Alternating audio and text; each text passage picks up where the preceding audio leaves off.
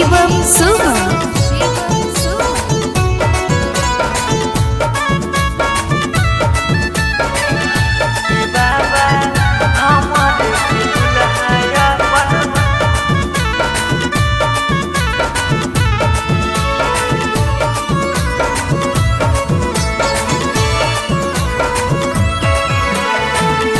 जनुआ के हाथ मांगे अलियो ये बाबा हम तोहरा से कान के। जनुआ के हाथ मांगे अलियो ये बाबा हम तोहरा से कान के।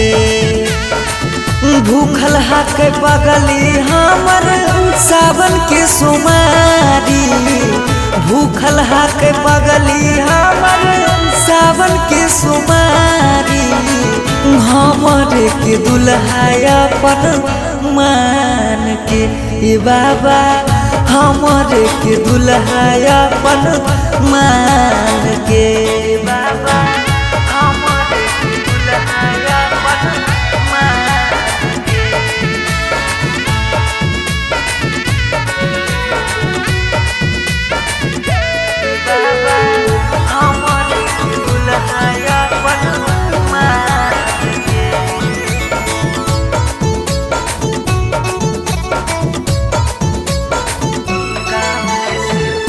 गाँव के शिवाला में करे जल ढार होते बियाह लेके अइबो तोर दुआर।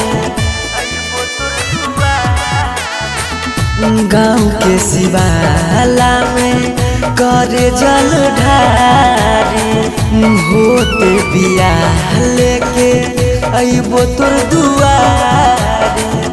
तोहरे मंदिर में पहले गोड़ावा लगाइबो तोहरे मंदिर में पहले दर्शन कराइबो ओकर बाद जइबो चारो धाम के।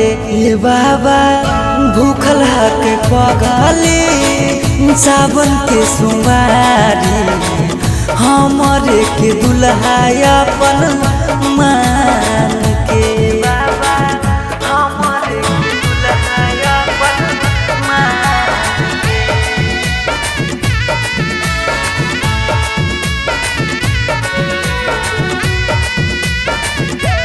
बाबा हमरे के दुल्हा अपन मान के।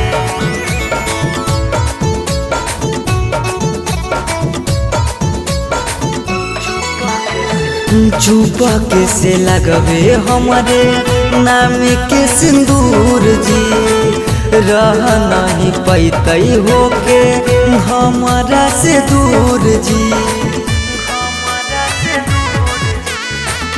चुपा के से लगबे हमारे नाम के सिंदूर जी रह नहीं पैते होके हमारा से दूर जी। पूरा करो पीयूष सौरभ सुमन के सपना पूरा करो सौरभ पीयूष अंकित के सपना। अगला साल अइबो फिर उठान के ये बाबा भूखल हक पगली सावन के सुमारी हमरे के दुल्हा अपन मान